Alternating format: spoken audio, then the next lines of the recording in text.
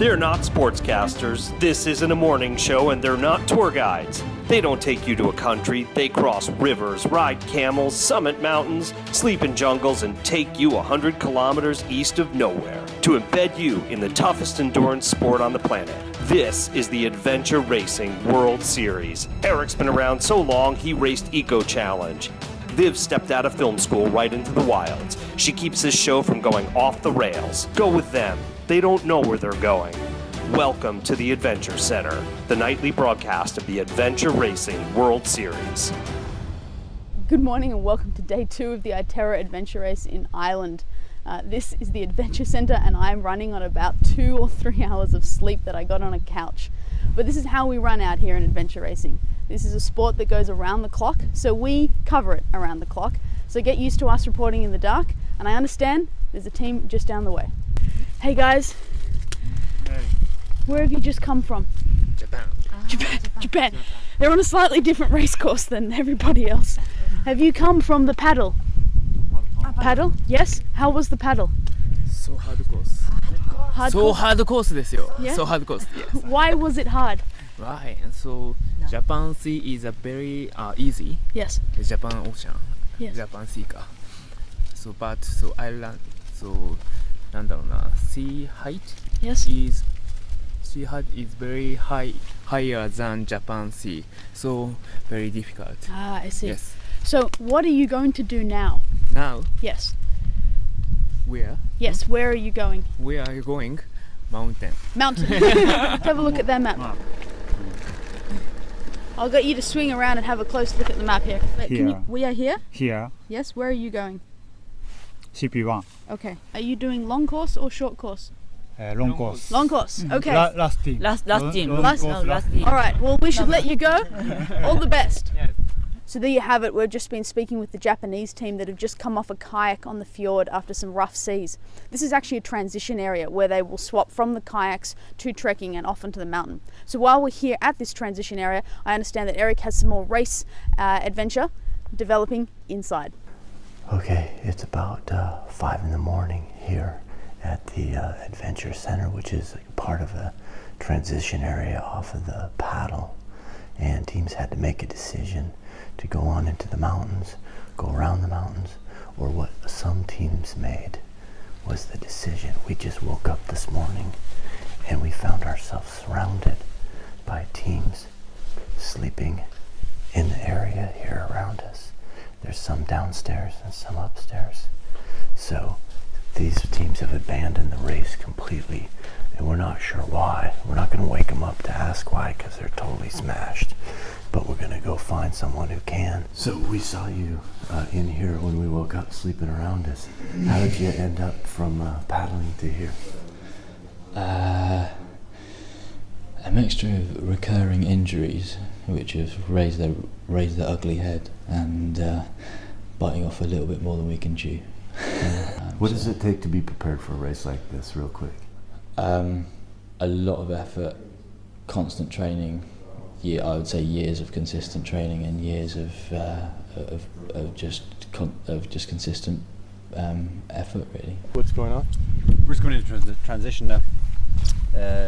Finish the kayak, now onto a trek. All right.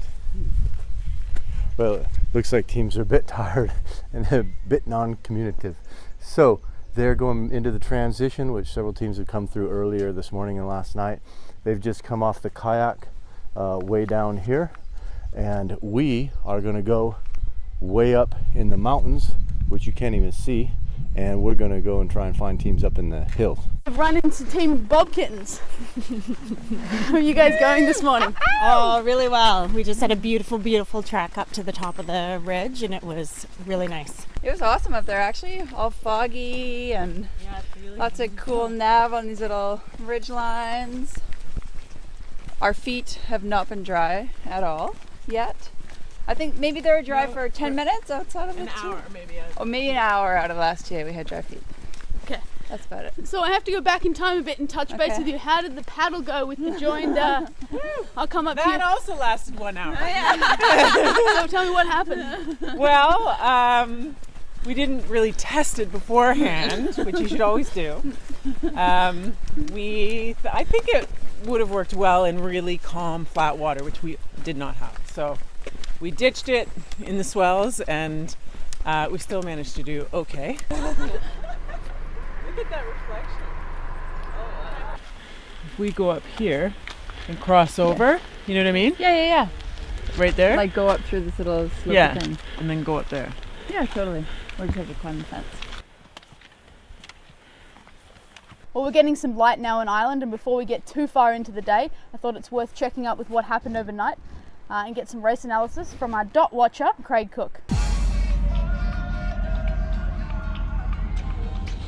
Right, good evening all. It was a pretty tough night for a lot of the teams last night up in the Connemara National Park, and the teams were still pretty tightly bunched, and the top 3 teams ended up getting to CP3 about the same time together around dawn this morning, and so they travelled pretty closely together for quite some time, and then in about the last 5 kilometres before transition, FMR managed to put about a 20-minute gap on the other 2 teams. So it's now 9 o'clock in the morning. We've been walking backwards on the trekking section. It looks like we've run into the leaders as they've just come off the trekking. This is Sweco. We last saw them coming off the kayak. Hey guys, how are you going? Good. How was your trek? It's been gnarly. Yeah? It was. What did you see up there? Not much. Fog, clouds, water in small drops. Yeah, how was the navigation? Tricky, but we have an excellent navigator. We did an excellent job actually. Okay, who's your navigator? The guy last. The guy left. So, you? Yeah? Yeah. So why was it tricky? Like, that was foggy. So it's really hard to see the hills in front of you. Yep. And then a lot of times, a lot of the routes were like down a spur. Yes. Up the next valley, the next mountain. So and it's really hard to tell. And then in the dark and in the fog, it's hard to say how fast are we going. So sometimes, a lot of the times, actually I think all of the So that was just the leaders, Sweco, only a few minutes behind, and a little unusual in adventure racing, the second place. Hey guys, how are you going? Nice, okay. Fine. Excellent. So this is a little unusual. You're very close to the first team. At the beginning of the race, it doesn't mean anything to be so close, or because it's really with the sleep monsters? deprivations. Yes. Deprivation, you to make 1 hour mistakes. It's really easy to do.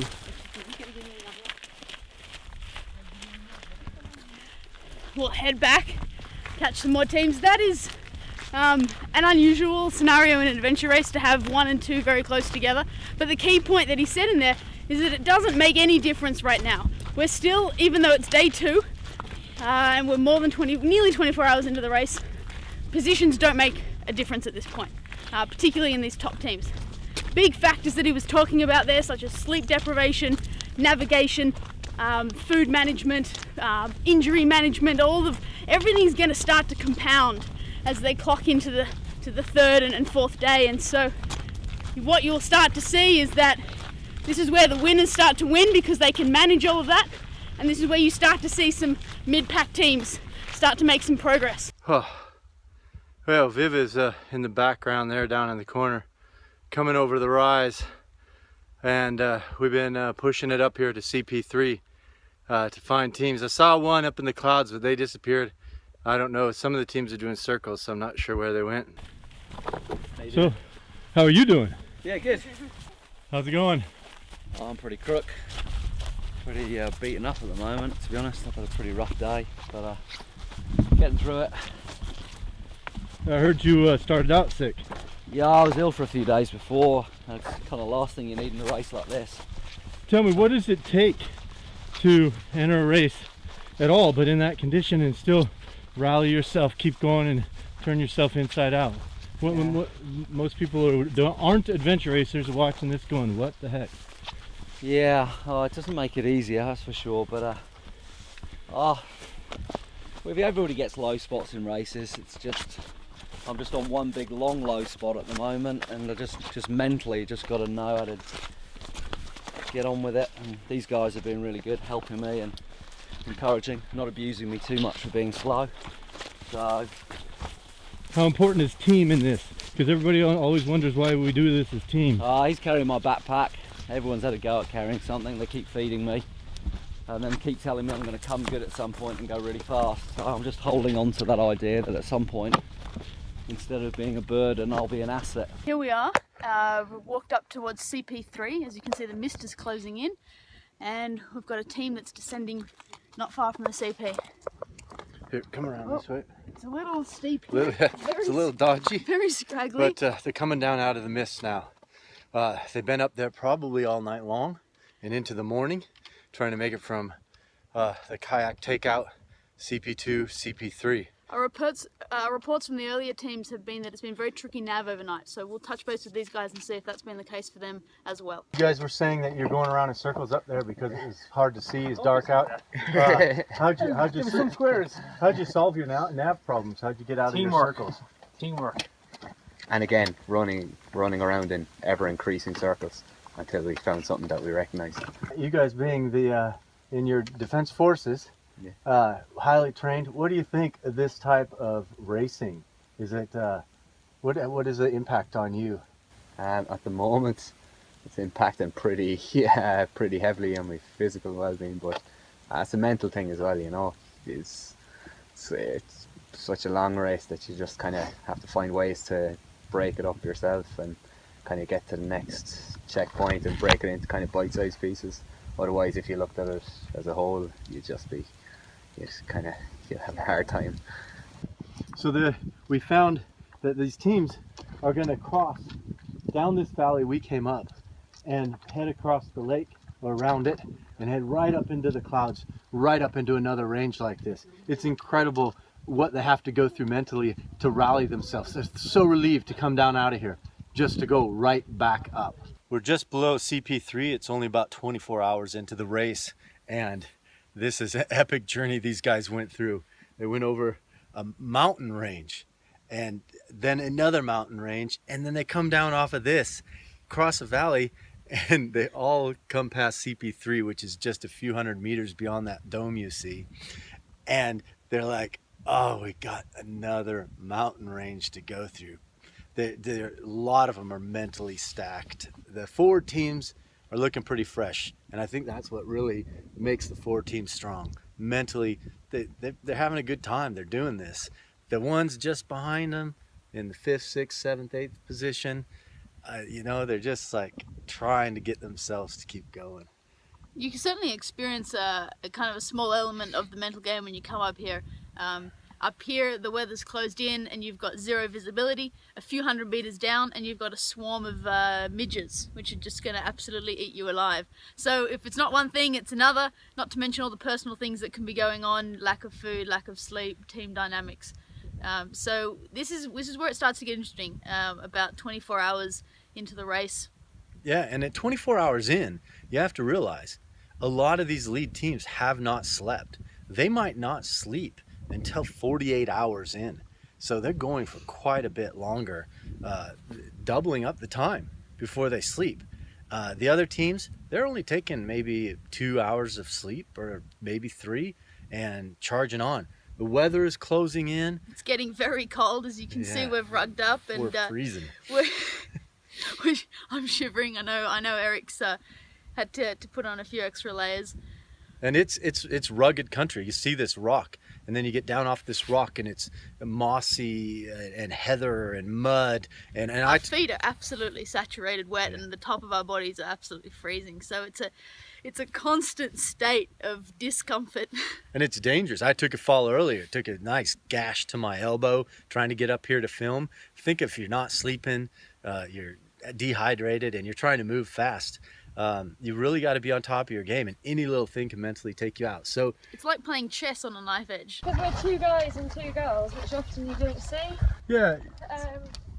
Tell me about that. Well, it's normally 3 guys and a girl. But actually, over two, a mix sort of half and half. It's quite an entertaining dynamic. Two mad girls and two quiet lads. That goes very well. There's a lot of chat at night about some very random things from us two girls, and the guys sort of switch off and go. But often sort of the two of us will be, because we're chatting the whole time just up in front, you don't realise the distance you cover whole. So the team dynamic is pretty important for getting through this, huh? I think for any adventure race it is. If you fall out in your team, it's no longer a team. So, yeah, you're not going to move as quickly, you're not going to make your decisions, you're not going to have a fun time. Everybody has their low moments. Everyone has their low moments. Some have them early. Some have them all night. On that note, we're going to head over for some more detailed race analysis with our dot watcher, Craig Cook.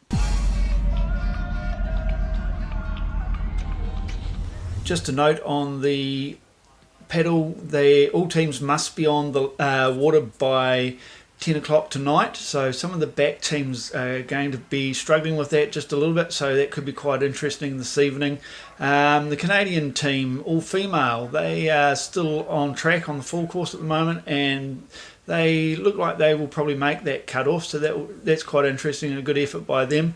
One team of interest that I thought I'd mention is the Irish team Big O, and they were right up in the front of the pack on the first paddle, but they struck a little bit of difficulty this morning in the dark up on the mountain. So if you want to have a look at their tracker, Team 30 I think they are, they did some nice little circles out there. Maybe they're partly Aboriginal and doing a bit of a walkabout out there this morning, but they're still trucking along, and with a bit of luck they might still make that cut off tonight. Teams are coming off of CP3 and heading over to an entirely new mountain range and into the night, and we're going to catch up with them a little tonight and tomorrow.